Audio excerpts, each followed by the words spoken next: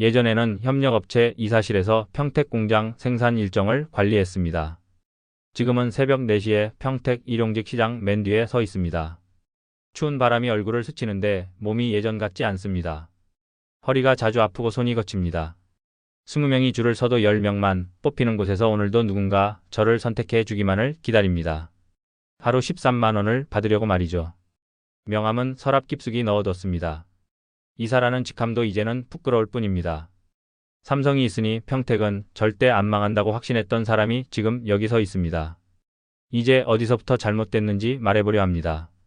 저는 2095년에 입사했습니다. 삼성전자 협력업체였는데 처음에는 자재관리 사원으로 시작했어요. 26살 때였습니다. 그때만 해도 회사가 작았거든요. 직원이 50명도 안 됐어요. 하지만 성실하게 일했습니다. 출근부에 지각 한 번 없었고 야근도 마다하지 않았어요. 제 손으로 관리하는 자재들이 삼성 공장으로 들어가서 반도체가 된다는 게 자랑스러웠습니다. 2000년대 초반에 대리로 승진했고 2005년쯤 과장이 됐어요. 회사도 커졌습니다. 삼성 물량이 늘어나면서 직원이 200명까지 불어났거든요. 저는 생산관리팀으로 옮겼습니다. 납품 일정을 맞추고 품질을 관리하는 일이었어요. 까다로운 업무였지만 보람이 있었습니다. 2010년에 차장, 2015년에 부장을 달았어요. 임원 직전까지 간 겁니다. 회사에서 인정받는다는 느낌이 좋았어요. 2018년에 평택 신공장이 가동되면서 회사가 또 한 번 커졌습니다. 저는 평택공장 담당 생산관리 이사로 발령받았어요. 임원이 된 겁니다. 26에 입사해서 49살에 이사가 됐으니까 나름 성공한 커리어였죠. 평택공장 확장될 때마다 저희 물량도 늘어났습니다. 1라인, 2라인, 3라인까지 증설되면서 회사 매출이 배로 뛰었어요. 안양에 아파트가 있었습니다. 2000년대 초반에 산 집인데 57제곱미터였어요. 작은 평수였지만 대출 없이 완전히 제 명의였습니다. 결혼하고 아들 키우면서 20년 넘게 살았던 곳이에요. 아내와 함께 알뜰하게 살았습니다. 외식은 한 달에 한두 번 정도만 했고 옷도 자주 사지 않았어요. 적금을 꾸준히 들었습니다. 매달 빠짐없이 넣었고 보너스도 거의 다 저축했어요. 26년 동안 그렇게 모은 돈이 3억 정도 됐습니다. 2021년 1월에 퇴직했습니다. 61살이 되는 해였어요. 정년은 60이었지만 임원은 1년 더 근무할 수 있었거든요. 마지막 출근날 직원들이 꽃다발을 줬습니다. 감사하면서도 허전했어요. 26년이라는 시간이 한순간에 끝나는 기분이었습니다. 퇴직금으로 2억 8천만 원을 받았습니다. 적금 3억을 합치면 5억 8천만 원이었어요. 안양집까지 치면 10억 3천만 원 정도 되는 자산이었습니다. 퇴직하고 한 달쯤 지났을 때였습니다. TV에서 평택 특집 뉴스가 나왔어요. 삼성전자가 평택 공장 3라인 증설을 발표했다는 내용이었습니다. 저는 화면을 뚫어지게 봤어요. 반도체 업황이 좋아서 추가 투자를 한다는 거였습니다. 전문가들은 평택이 세계 최대 반도체 생산 기지가 될 거라고 전망했어요. 고덕신도시 이야기도 나왔습니다. 삼성 직원들을 위한 배우 도시로 개발 중이라고 했어요. 분양이 시작되면 경쟁률이 엄청날 거라는 분석이었습니다. 저는 26년 동안 그 업계에 있었습니다. 평택 공장이 확장될 때마다 무슨 일이 벌어지는지 누구보다 잘 알았어요. 직원 수가 늘어나고 협력업체가 늘어나고 주변 상권이 살아났습니다. 1라인 가동될 때 기숙사가 모자라서 난리였거든요. 2라인 때는 출퇴근 버스가 부족해서 증편했고요. 3라인이 더 생긴다면 당연히 주거 수요가 폭발할 거라고 봤습니다. 2월 어느 주말에 평택으로 내려갔습니다. 고덕신도시를 직접 보고 싶었거든요. 안양에서 차로 1시간 정도 걸렸어요. 고덕신도시에 도착하니까 공사가 한창이었습니다. 크레인이 여러 대 돌아가고 있었고 새 아파트 단지들이 들어서고 있었어요. 도로는 넓고 깨끗했습니다. 삼성 평택 공장까지 10분이면 갈 수 있는 거리였어요. 부동산 중개업소에 들어갔습니다. 40대 중반으로 보이는 사장님이 반갑게 맞아줬어요. 고덕신도시에 대해 설명해 주는데 열정적이었습니다. 삼성 직원들 수요가 엄청나다고 분양 때마다 수십 대 1 경쟁률이라고 했어요. 지금 나온 매물들도 금방 나간다고 하더라고요. 실제로 몇 군데 단지를 돌아봤는데 깔끔했습니다. 신축이라서 시설이 좋았어요. 한 아파트가 눈에 들어왔습니다. 102제곱미터였어요. 평수로 치면 30평 정도 되는 크기였습니다. 거실이 넓고 방이 3개였어요. 무엇보다 베란다에서 평택호가 보이는 게 마음에 들었습니다. 안양 집에서는 절대 누릴 수 없는 조망이었어요. 중개업소 사장님이 시세를 알려줬습니다. 14억이라고 하더라고요. 머릿속으로 계산이 돌아갔습니다. 안양집을 4억 5천에 팔면 현금 5억 8천과 합쳐서 10억 3천만 원이에요. 14억짜리를 사려면 3억 7천만 원이 부족한데 대출을 받으면 됐습니다. 은행 조건을 알아보니 퇴직자도 5억까지는 대출이 가능하다고 했어요. 금리는 3% 초반이었습니다. 재무적으로 충분히 가능한 구조였어요. 5억을 3.2%로 빌리면 월 이자가 130만 원 정도였습니다. 생활비 200만 원 더하면 한 달에 330만 원이에요. 1년이면 4천만 원 정도 쓰는 셈이니까 남은 현금으로 충분히 버틸 수 있었습니다. 하지만 진짜 이유는 따로 있었어요. 저는 확신했거든요. 평택은 무조건 오른다고 봤습니다. 삼성 3라인이 완공되면 직원이 몇천 명 더 늘어나요. 협력업체 직원까지 합치면 10,000명 이상 증가하는 겁니다. 그 사람들이 다 어디서 살겠어요. 고덕신도시밖에 없었습니다. 게다가 정부도 평택을 밀어주고 있었어요. 교통 인프라를 확충한다고 했고 상업시설도 들어온다고 했습니다. 제2차 판교가 될 거라는 전망이 나올 정도였어요. 저는 26년 동안 반도체 업계에 있었습니다. 공장 증설이 얼마나 큰 파급 효과를 가져오는지 몸으로 느꼈어요. 일반 투자자들은 모르지만 저는 내부 사정을 아는 사람이었습니다. 14억에 사서 2년만 기다리면 19억은 간다고 봤어요. 차익이 5억입니다. 대출 5억 갚아도 남는 거였어요. 잘하면 25억까지도 갈 수 있다고 생각했습니다. 그러면 11억 차익인데 노후가 완전히 보장되는 거였죠.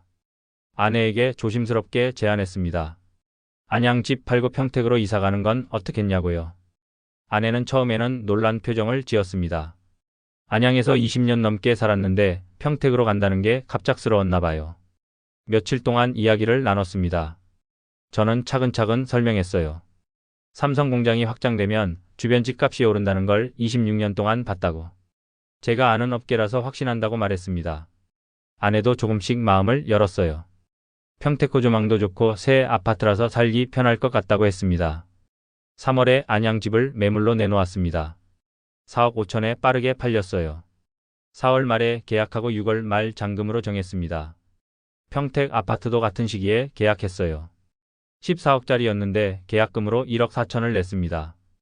은행에서 5억 대출을 받기로 했고요. 6월 28일에 안양집 잔금을 받고 바로 평택으로 이사했습니다. 새 아파트는 정말 깨끗했어요. 거실이 넓고 평택호 조망도 환상적이었습니다. 아내도 만족스러워했어요. 안양보다 훨씬 쾌적하다면서 여기 온 걸 잘한 것 같다고 했습니다. 저는 뿌듯했어요. 좋은 선택을 했다는 확신이 들었습니다. 7월쯤 궁금해서 시세를 확인해 봤습니다. 15억을 올라 있었어요. 한 달 만에 1억이 오른 겁니다. 저는 신이 났습니다. 아내한테 자랑했어요. 벌써 1억 올랐다고 제 판단이 맞았다고요. 9월에는 16억이 됐고 11월에는 17억까지 갔습니다. 불과 6개월 만에 3억이 오른 거예요. 그런데 2월쯤부터 뭔가 이상했습니다. 뉴스에서 한국은행이 기준 금리를 올렸다고 나왔어요. 1.25%에서 1.5%로 0.25%포인트 인상이었습니다. 작은 폭이었지만 앞으로도 계속 올릴 거라는 전망이 나왔어요. 물가를 잡으려면 금리를 올려야 한다는 거였습니다. 저는 조금 불안해졌습니다. 제 대출은 변동금리였거든요. 기준금리가 오르면 대출금리도 따라서 오르는 구조였어요. 실제로 은행에서 통보가 왔습니다. 대출금리가 3.4%로 조정된다고요. 월 이자가 140만 원으로 올랐습니다. 10만 원이 더 나가는 거였어요. 4월에 한국은행이 또 금리를 올렸습니다. 1.75%로 0.25%포인트 추가 인상이었어요. 제 대출 금리는 3.7%가 됐고 월 이자가 160만 원으로 뛰었습니다. 생활비 200만 원에 이자 160만 원을 더하면 360만 원이에요. 처음 계획보다 30만 원이 더 나가는 거였습니다. 하지만 괜찮다고 생각했어요. 시세는 여전히 좋았거든요. 5월에 확인했더니 18억까지 올라 있었습니다. 4억 차익이 난 거예요. 아내가 조심스럽게 물었습니다. 이제 팔면 어떻겠냐고요. 4억 벌었으면 충분하지 않냐고 했어요. 저는 고개를 저었습니다. 아직 이르다고 평택은 이제 시작일 뿐이라고 말했습니다. 삼성 3라인이 본격 가동되면 20억은 간다고 봤거든요. 7월에 한국은행이 또 금리를 인상했습니다. 2.25%로 0.5%포인트나 올렸어요. 제 대출 금리는 4.3%가 됐고 월 이자가 180만 원 가까이 됐습니다. 생활비까지 합치면 380만 원이에요. 남은 현금을 계산해 봤습니다. 1년 반 동안 약 6천만 원을 쓴 것 같았어요. 처음 6억 3천만 원에서 5억 7천 정도 남은 거였습니다.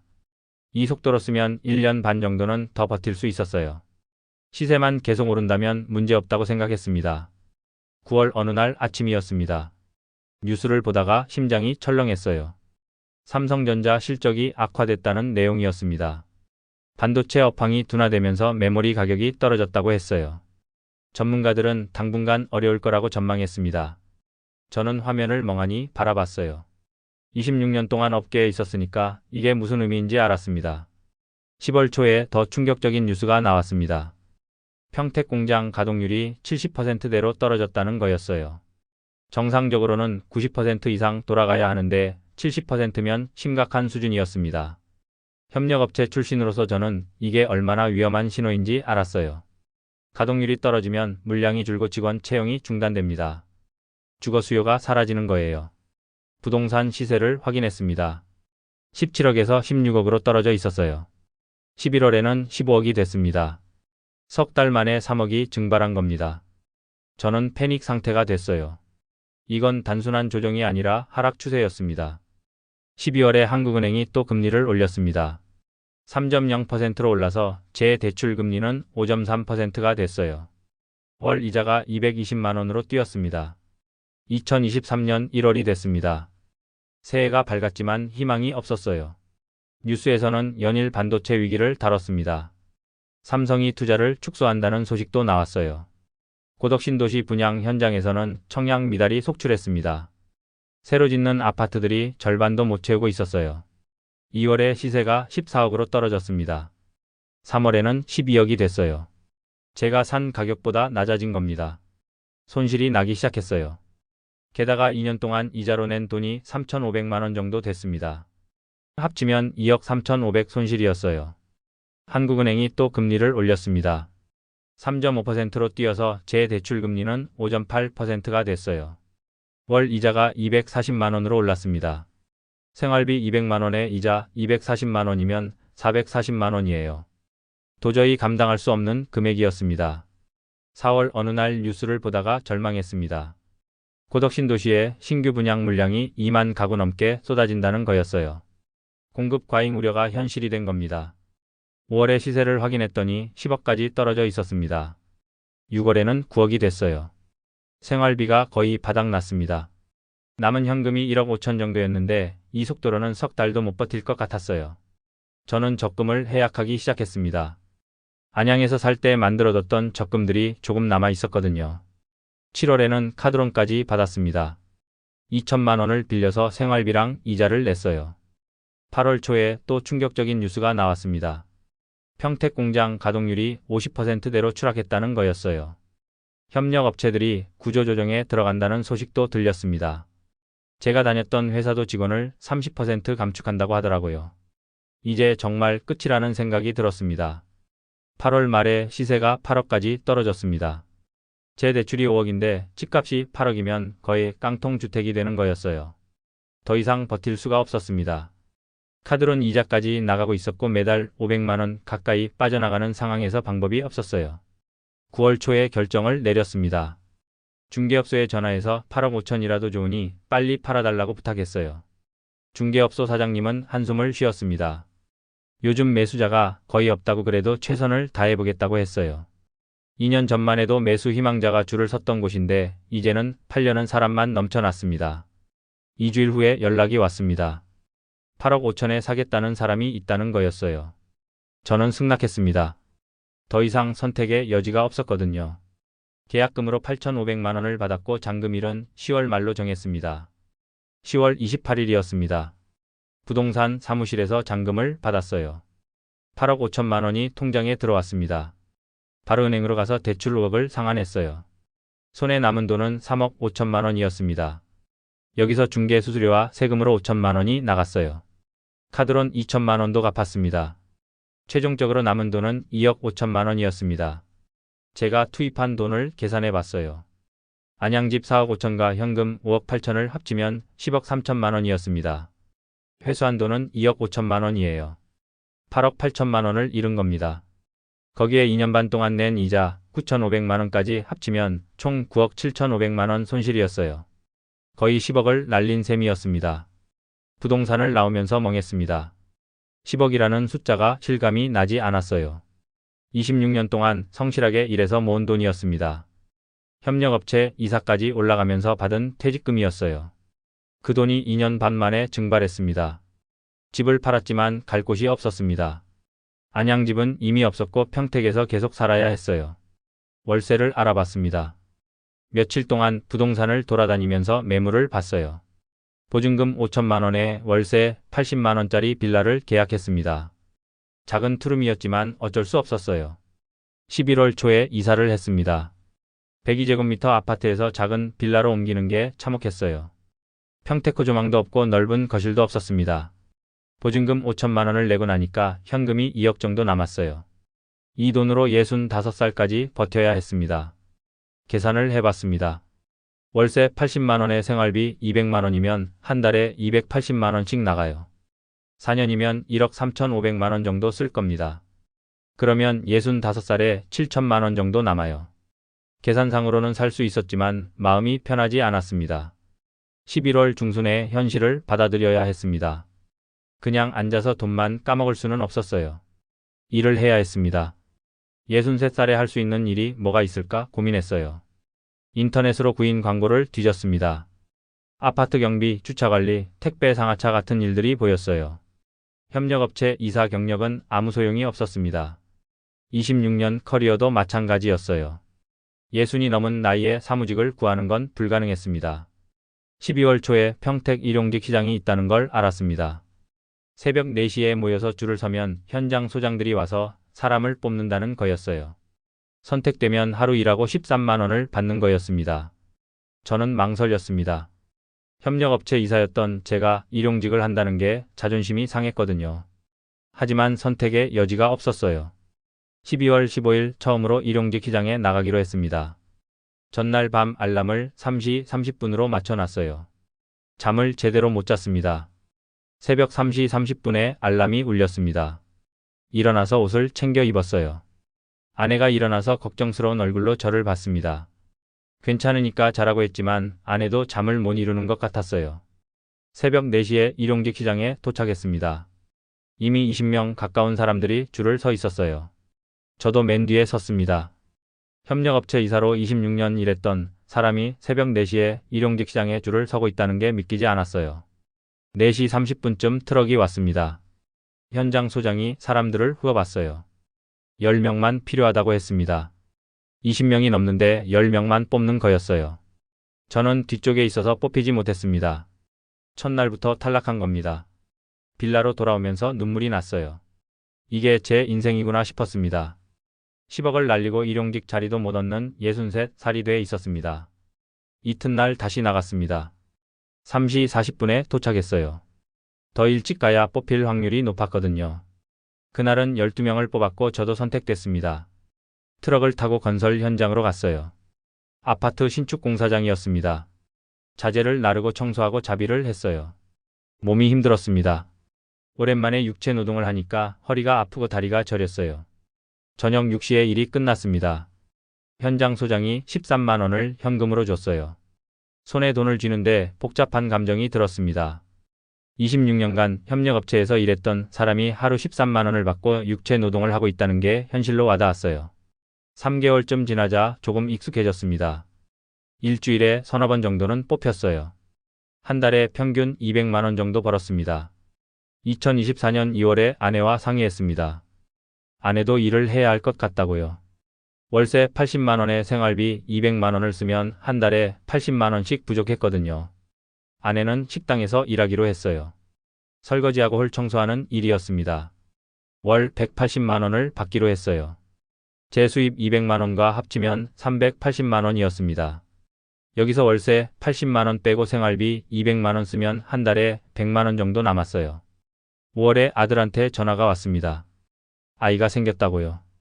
며느리가 임신 석 달이라는 거였어요. 저는 기뻤습니다. 할아버지가 되는구나 싶었어요. 하지만 동시에 걱정도 됐습니다. 손주한테 해줄 수 있는 게 없었거든요. 아들이 말했어요. 부모님 걱정은 하지 말라고 본인들이 알아서 잘 키울 거라고 했습니다. 7월에 손주가 태어났습니다. 서울로 올라가서 산후조리원에서 봤어요. 작고 빨간 아기였는데 보는 순간 눈물이 났습니다. 제 손주가 태어났다는 게 실감 났어요. 용돈 봉투를 준비했는데 50만 원밖에 못 넣었습니다. 안양에 그냥 있었다면 더 많이 줄 수 있었을 텐데요. 2025년 1월입니다. 오늘도 새벽 4시에 평택 일용직 시장에 섭니다. 1년 넘게 여기 나오다 보니까 익숙한 얼굴들이 보여요. 비슷한 처지의 사람들입니다. 투자 실패, 사업 실패, 각자의 사연을 안고 새벽을 맞이하는 사람들이에요. 저도 그중 한 명입니다. 협력업체 이사에서 일용직 노동자가 된 65살 김태윤이에요. 10억 가까이 날렸지만 그래도 살아갑니다. 2억은 남아있고 곧 연금도 나와요. 아내도 건강하고 손주도 잘 크고 있습니다. 최악은 아니에요. 물론 망하지 않았으면 훨씬 좋았겠지만 이미 지나간 일입니다. 무엇이 잘못됐을까요? 2년 반 동안 수없이 생각해 봤습니다. 처음부터 안양집을 팔지 말았어야 했을까요? 아니면 평택에 왔더라도 10억짜리를 무대출로 샀어야 했을까요? 18억일 때 팔았어야 했을까요? 답은 간단했습니다. 모든 선택이 잘못됐어요. 하지만 가장 큰 잘못은 따로 있었습니다. 제가 너무 확신했다는 겁니다. 협력업체 이사라는 자만심으로 시장을 완벽하게 읽을 수 있다고 믿었던 거죠. 26년간 업계에 있었지만 부동산은 달랐습니다. 공장 가동률 하락을 예측하지 못했어요. 금리 인상도 공급 과잉도 미처 대비하지 못했습니다. 특히 삼성이 있으니 안전하다는 착각이 치명적이었어요. 반도체는 경기에 민감한 산업입니다. 이왕일 때는 폭발적으로 성장하지만 불황이 오면 급속도로 위축돼요. 평택 공장 가동률이 50%까지 떨어지면서 주거 수요가 사라졌습니다. 고덕신 도시는 텅 비기 시작했어요. 욕심도 문제였습니다. 10억짜리를 무대출로 살 수 있었는데 14억짜리를 샀어요. 대출 5억을 받으면서까지 더 큰 집을 산 겁니다. 18억 됐을 때 팔 수 있었는데 25억을 기다렸어요. 끝이 없었습니다. 여러분께 부탁드립니다. 제발 확신하지 마세요. 아무리 아는 분야라도 아무리 완벽해 보이는 분석이라도 틀릴 수 있습니다. 특히 노후 자금으로는 절대 도박하지 마세요. 안정적으로 지키는 게 최선입니다.